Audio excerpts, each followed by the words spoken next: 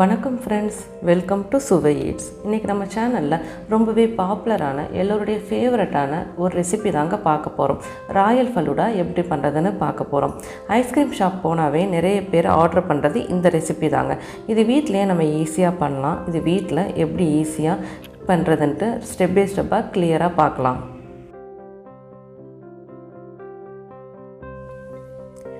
ஃபலூடா பண்ணுறதுக்கு ஃபஸ்ட்டு நான் சப்ஜா சீட்ஸை ஊற வச்சுக்கிறேங்க. அதுக்கு 2 டேபிள் ஸ்பூன் அளவு சப்ஜா விதை எடுத்திருக்கேன்.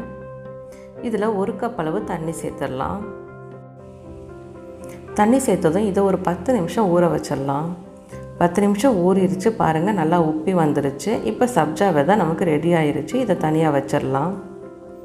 அடுத்து சேமியா ரெடி பண்ணிக்கலாங்க. அதுக்கு தேவையான அளவு தண்ணியை காய வச்சிடலாம். இப்போ தண்ணி நல்லா கொதிச்சு வந்துருச்சு. இதில் 1 கப் அளவு சேமியா சேர்த்துக்கிறேன்.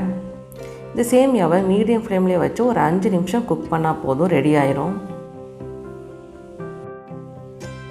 இப்போ பாருங்கள், சேமியா வெந்துருச்சு. இப்போ நம்ம ஸ்டவ்வை ஆஃப் பண்ணிடலாம். இப்போ நம்ம சேமியாவை வடிகட்டுறதுக்கு இந்த மாதிரி சல்லடையை வச்சு அதில் இருக்க எக்ஸஸாக இருக்க தண்ணி எல்லாத்தையும் வடிகட்டிடலாம்.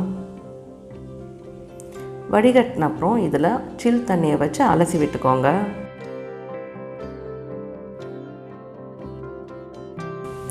இப்போ நம்ம இதை ஒரு பவுலுக்கு மாற்றி தனியாக வச்சிடலாம். அடுத்து ஜெல்லி பண்ணுறதுக்கு தண்ணி 1 கப் அளவு எடுத்துக்கிறேன். இதில் அகர் 5 கிராம் அளவு ஊற வச்சுக்கிறேன். இந்த அகர் எல்லா சூப்பர் மார்க்கெட்லையுமே ஈஸியாக கிடைக்கும். உங்களுக்கு இது கிடைக்காட்டி ஜெலட்டின் இல்லாட்டி ஜெல்லி பவுடர் வச்சு கூட நீங்கள் ஜெல்லி செய்யலாம். ஆனால் இது நீங்கள் சேர்க்கும் போது உங்களுக்கு உடம்புக்கு ரொம்ப குளிர்ச்சி தரும், உடம்புக்கு ரொம்பவே நல்லது. இதை ஒரு 10 நிமிஷம் ஊற வச்சிடலாம். இன்றைக்கி இந்த அகர் வச்சு தான் நான் ஜெல்லி பண்ண போகிறேன். ஒரு பேனில் தண்ணி 1/2 கப் அளவு சேர்த்துக்கிறேன். இது கூட சர்க்கரை 1/2 கப் அளவு சேர்த்துக்கலாம். 5 கிராம் அகருக்கு 1/2 கப் சர்க்கரை, 1/2 கப் தண்ணி கரெக்டாக இருக்கும். இப்போ இதை மீடியம் ஃப்ளேம்லேயே வச்சு நம்ம குக் பண்ணிக்கலாம். சர்க்கரையெல்லாம் நல்லா கரைஞ்சி வந்துடட்டும். அது வரைக்கும் நல்லா மிக்ஸ் பண்ணி விட்டுக்கணும். இப்போ சர்க்கரையெல்லாம் நல்லா கரைஞ்சிருச்சு. இப்போ 10 நிமிஷம் ஆகிருச்சு. அகர் நல்லா ஊறி சாஃப்டாக வந்துருச்சு பாருங்கள். இப்போ நம்ம ஊற வச்ச அகரை இதில் சேர்த்துடலாம். இது அகர், சைனா கிராஸ் இல்லாட்டி கடல் பாசி எப்படி வேணால் சொல்லலாம். இதை லோ ஃப்ளேம்லேயே வச்சு நல்லா குக் பண்ணிக்கலாம். இந்த அகர் ஃபுல்லாக கரைஞ்சி வரணும். அது வரைக்கும் நம்ம அடுப்பில் வச்சிடணும். இப்போ அகர் நல்லா கரைஞ்சிருச்சு. ஸ்டவ்வை ஆஃப் பண்ணிடலாம். அடுத்து நம்ம ரெடி பண்ண மிக்ஸை 2 பவுலில் நான் டிவைட் பண்ணிக்கிறேன். நான் 2 கலர் ரெடி பண்ண போகிறேன், அதனால் 2ஆக பிரிச்சுக்கிறேங்க. நீங்கள் இதில் கலர் சேர்க்காமையும் ப்ளெயினாக பண்ணிக்கிறலாம். இப்போ இதில் பச்சை கலர் போட்டு நான் மிக்ஸ் பண்ணிக்கிறேன். அடுத்து இதில் சிவப்பு கலர் போட்டு மிக்ஸ் பண்ணிக்கிறேன். இப்போ 2யுமே ஃப்ரிட்ஜில் 30 நிமிஷம் வச்சிடலாம், செட் ஆகிரும். அடுத்து நம்ம ரோஸ் மில்க் ரெடி பண்ணிக்கலாம். அதுக்கு 1/2 லிட்டர் பாலை காய்ச்சிக்கலாங்க. இந்த பாலை மீடியம் ஃப்ளேம்லேயே வச்சு காய்ச்சி எடுத்துக்கலாம்.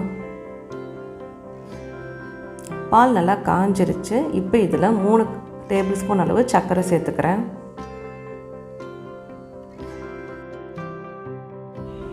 இப்போ இதை மறுபடியும் ஒரு 3லேருந்து 4 நிமிஷத்துக்கு காய்ச்சிக்கலாம். சர்க்கரையில் நல்லா கரைஞ்சி வந்துடும். இப்போ நம்ம ஸ்டவ்வை ஆஃப் பண்ணிவிட்டு இதை நல்லா ஆற விட்டுறலாம். இப்போ ஆறிடுச்சு. இதில் 2 டேபிள் ஸ்பூன் அளவு ரோஸ் சிரப் சேர்த்துக்கிறேன். இது நல்லா மிக்ஸ் பண்ணி விட்டுக்கணும். இப்போ இதை ஒரு பவுலில் மாற்றி ஃப்ரிட்ஜில் நல்லா சில்லாகிற வரைக்கும் வச்சிடலாம். அடுத்து ஒரு சர்விங் கிளாஸ் எடுத்துக்கிறேன். இதில் ரோஸ் சிரப் வச்சு டெக்கரேட் பண்ணிக்கிறேன்.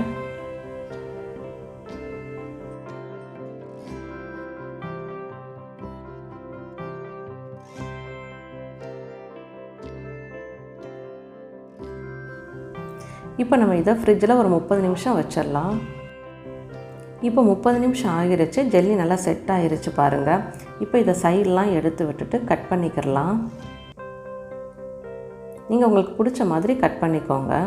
நான் கொஞ்சம் சின்ன சின்ன பீஸாக கட் பண்ணிக்கிறேன்.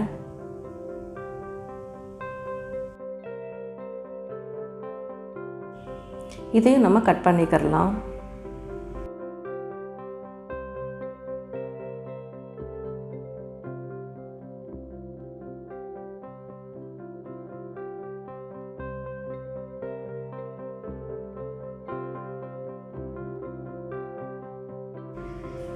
அடுத்து ஸ்பூனில் இந்த மாதிரி எடுத்தாவே வந்துடும். பாருங்கள், சூப்பராக இருக்குது பார்க்கவே. அவ்வளோதாங்க, ஜெல்லியும் ரெடி ஆகிருச்சு.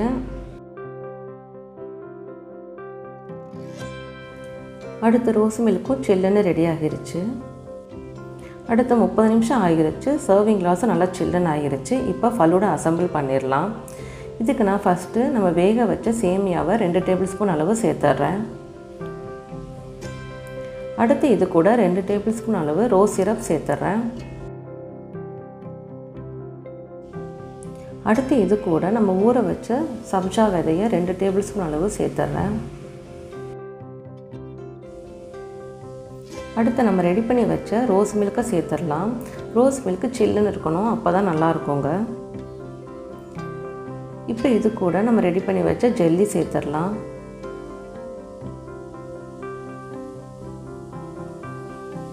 இதெல்லாம் உங்களுக்கு எவ்வளோ வேணுமோ அவ்வளோ சேர்த்துக்கோங்க.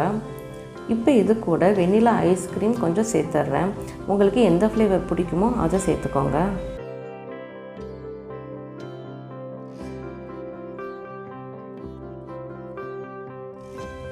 இப்போ இது மேலே மறுபடியும் வேக வச்ச சேமியாவை வச்சிடலாம். இப்போ இது மேலே சப்ஜா விதையை வச்சிடலாம். அடுத்து ஜெல்லி வச்சிடலாம்.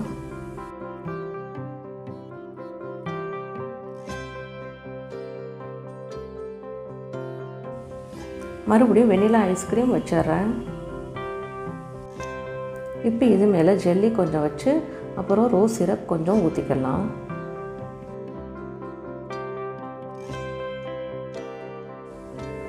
இப்போ டெக்கரேஷனுக்காக நட்ஸும் ஃப்ரூட்ஸும் கொஞ்சம் வச்சிடுறேங்க.